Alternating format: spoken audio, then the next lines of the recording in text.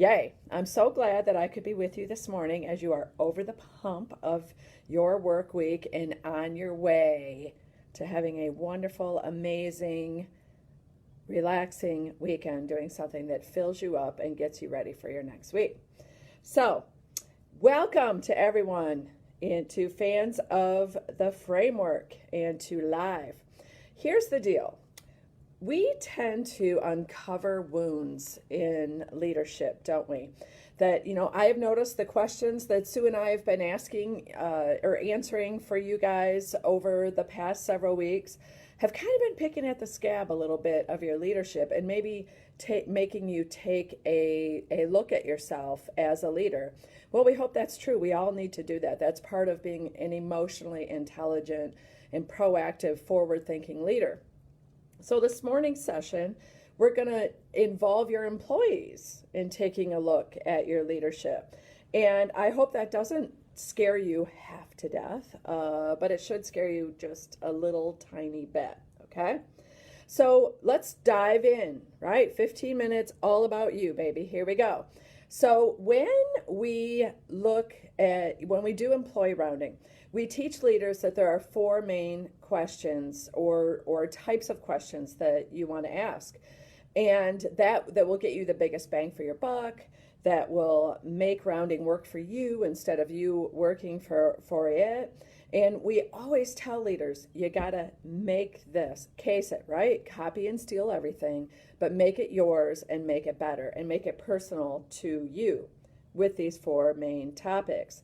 And the first thing is that rounding is one big happy love sandwich between you and the staff member that you're rounding on, right? It begins and ends with positivity.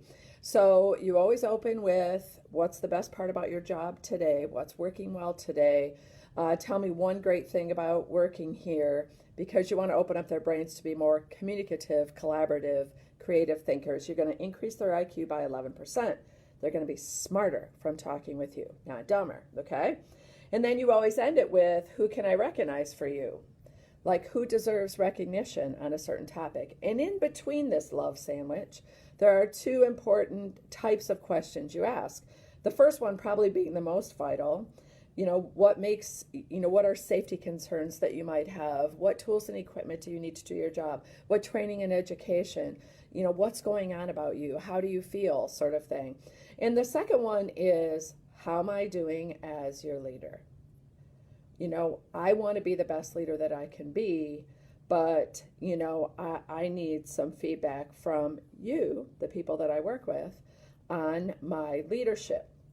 Now, we notice as we travel across the country, talk to leaders that we work with on a daily basis, interact with them in the nursing leadership greatness cohort, talk at the summits, talk at conferences about one-on-one meetings, is people are like, I ain't doing that. What? Why? Why should I ask my staff? They're not evaluating me. Really? Aren't they? I think they are, okay?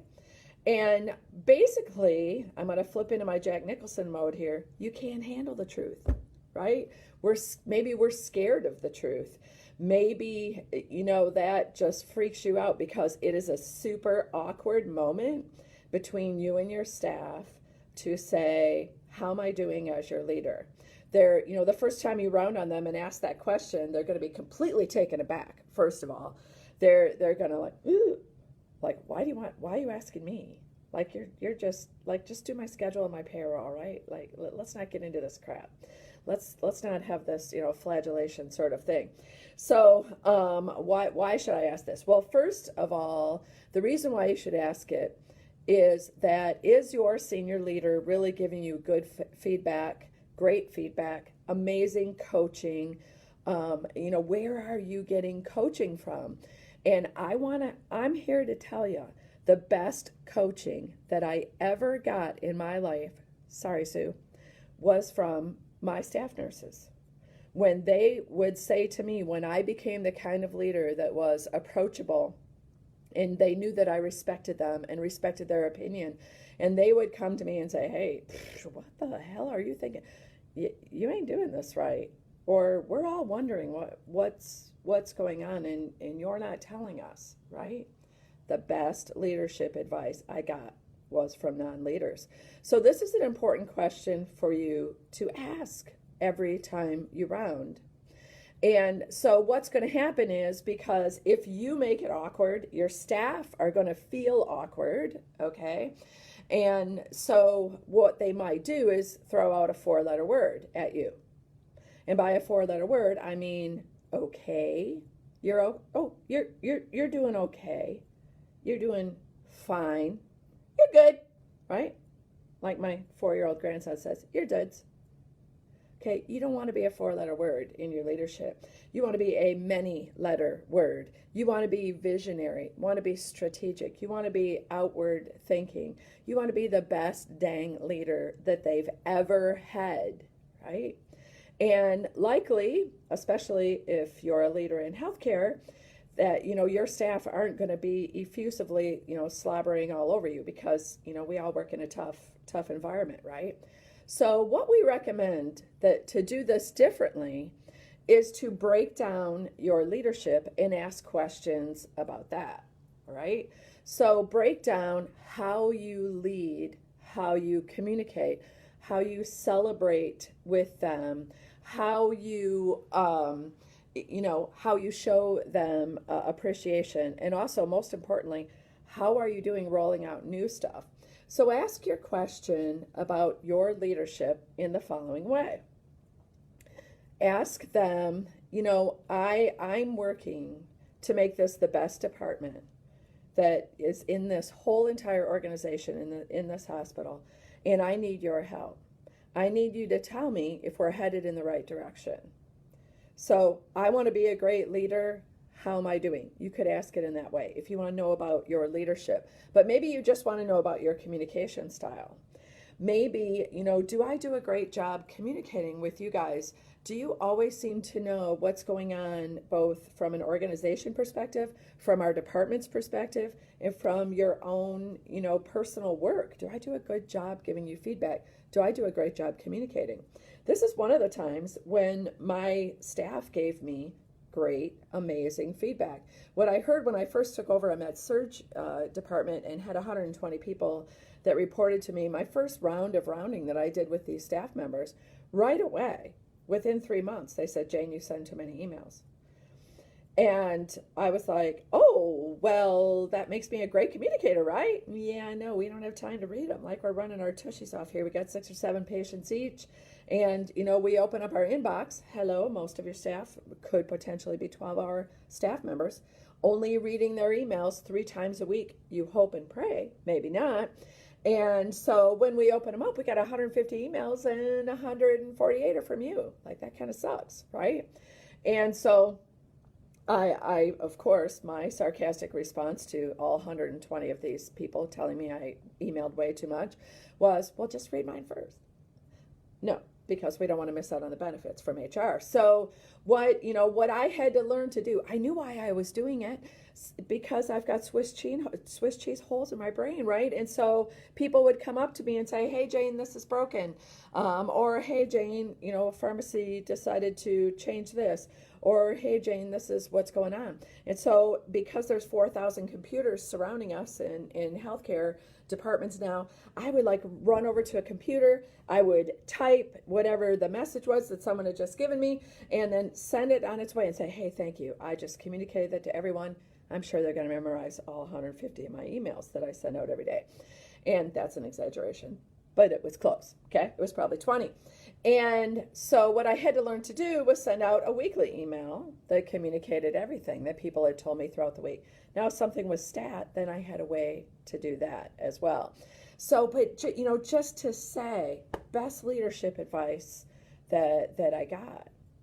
Perception is reality when it comes to your employees. Just like perception is reality when it comes to our patients and their families. They're perceiving the rooms are dirty. They're perceiving that someone was unkind or in a hurry, right? Perception is reality when it comes to your leadership and how your employees feel about you. And so you don't want people to perceive something about your leadership or about your actions without asking them, how am I doing? because perceptions can be internalized. Worse yet, they can come out as negative, toxic karma all over, one of those employees that drains you, talking about you, right, in the lounge. But, what likely is going to happen is people are going to be like, wow, she doesn't like me, or she doesn't care, right? You don't want that to happen. So ask. Break down your leadership. So, you may say something like, hey, you may have noticed that I'm really cracking down on missed punches. How is this affecting you? Your employees might say about a recent change that you took action on is, well, it really affects me a lot because I thought it was okay to just sign in and out on the paper on your door every day. No, here are the reasons why it's really not okay, and I need you to try harder, right? What about a new piece of equipment that we just purchased? Do you feel, did I do a good job rolling out the communication about that and how we're supposed to use it? We get new, if you're a surgery director, we get new equipment almost every day. We got, something new rolling through the door from a rep every single day. How do we communicate this? Do I do a good job communicating it? Should someone else? Should we have a different form of communication, right? How do I do telling you you do a great job? Because you do. Do I tell you that enough? So this may not be directly saying, how am I doing as your leader, where you get the 4-letter words back, good, fine, okay. But it is talking about leadership, and it's talking about different facets of your leadership. Okay, so that's really what you want to do. So our call to action for you today is, again, round, round, round. Don't leave, build relationships with your staff. This is just one more relationship building question where if you ask it every single time, if you ask about your leadership, your communication, your celebration, your appreciation, if you ask about different facets of your leadership every time, guess what will happen? They'll come to expect it. So they know, what? Instead of gossiping or instead of internalizing the perceptions about you, guess what will happen? The next time they feel negative about you, they know you're approachable. They know you want to know. You've told them over and over again, I'm open to this. Now, if they do come to you and say, our perception is that you're keeping low-performing individuals on that can't do the job anymore just because we're short-staffed.